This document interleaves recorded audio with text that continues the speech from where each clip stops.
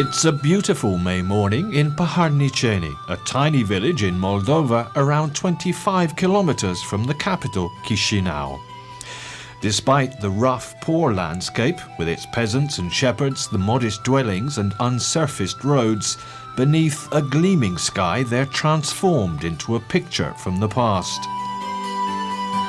But in Paharniceni, the past is still with us. In 2007, they're finally celebrating the arrival of domestic gas. A revolution for which residents have waited a lifetime.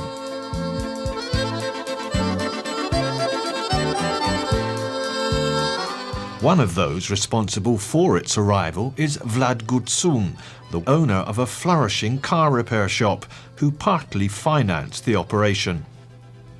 He started the business in 2005 with his brother. Now they employ 11 mechanics. Things are so good he can even afford to pay the university tuition fees for 3 of them.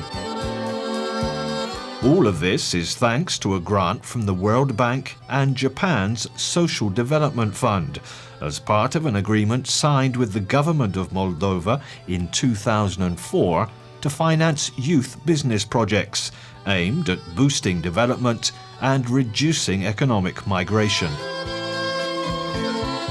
Vlad has a degree in mechanical engineering. His brother graduated in political science.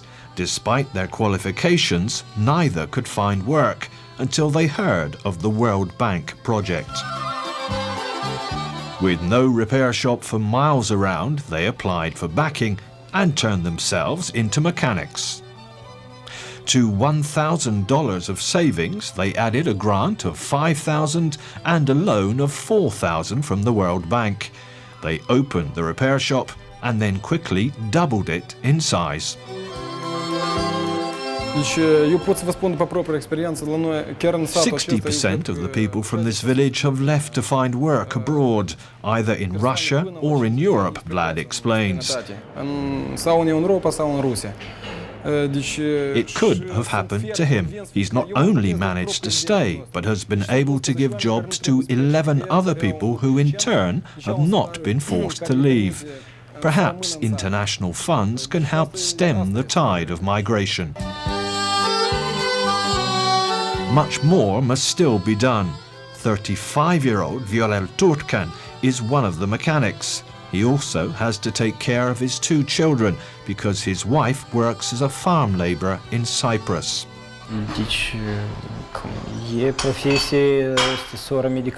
Here she worked as a nurse, earning 700 lei a month, he says. In Cyprus, she makes the equivalent of 5,000. It's a big difference. In the past, he went to work in Russia, but then it became harder for a man to find work than for a woman, and his wife had to leave. Here, the only ones left are old people and children, and those few young people with their own business. There are no jobs. I've got one son in Moscow and another in Portugal. Even though they are a long way away, I'm happy, because they are working and making money. Here things are difficult. In the past, villagers used to celebrate the people who'd gone abroad to work because they sent back money. They helped make it a little richer. Now there is no one left to celebrate.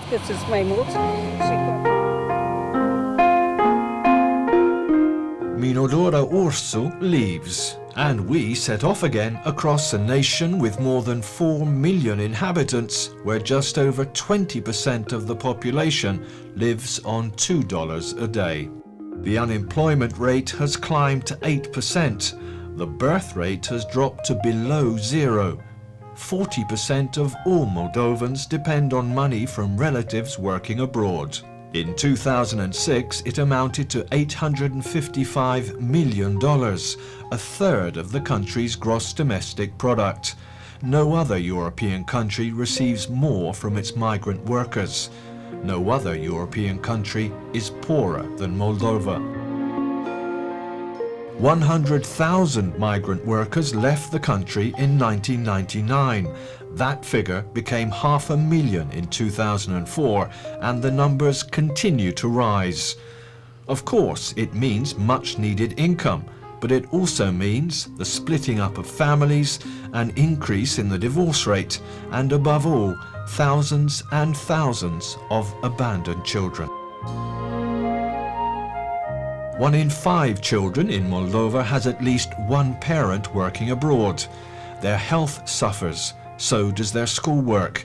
Alcohol and drug abuse are growing problems. Many run away from the family home. 10% of the children in state institutions are not true orphans, but their parents are working abroad. Often they've lost all contact. They're the so-called social orphans. Maxim is 13. He never knew his father, and his mother left when he was small to find work. He never saw her again. At first, his big brother was around to help, but then he too went away.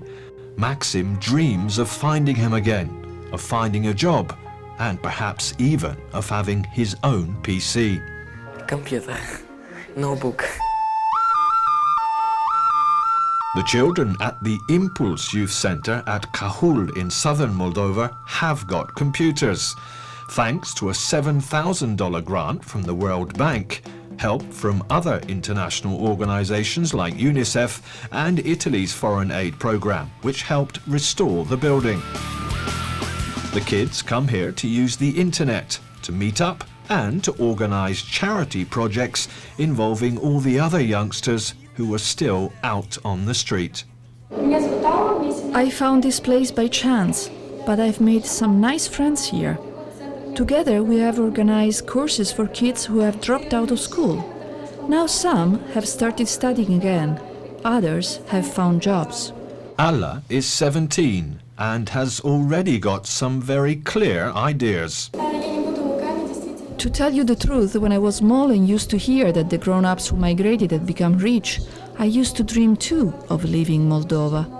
But as I got older, I realized the kind of jobs waiting for us abroad, and that if we want to build a career, we have to do it here. Tatiana, 17, has a similar story to tell. When her father died 8 years ago, her mother was forced to find work abroad. In Moldova, she was a school teacher.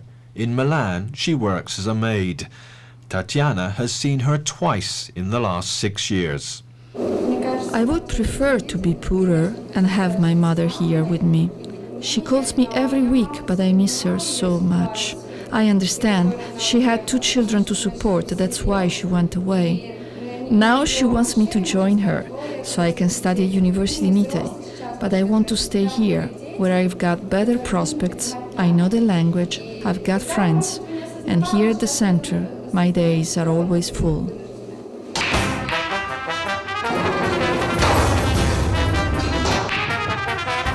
The days for the farm workers in Valeni are sometimes full of billiards or kickboxing.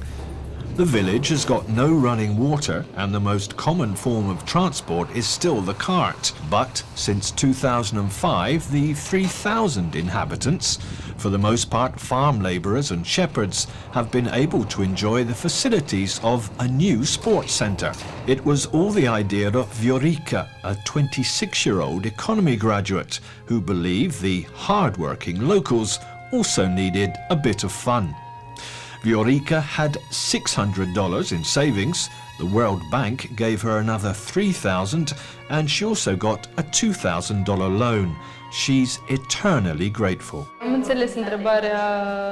wouldn't have been able to do anything without the funding. From a financial point of view, I wasn't able to put much into the project, but me and my husband worked really hard to restore the building. It was falling to pieces. You can't believe how difficult it was to convince people we needed to lay the water pipes for the showers. But now, people have started to come, and last year we made a small profit. This year things have been tough because of the flooding, which hit local wine growers hard. But I'm sure by next autumn things will have picked up. Viorica is looking ahead. Her daughter smiles. Many people in Valeni are still without shoes and still use carts to get around. But they too believe in the future in Moldova.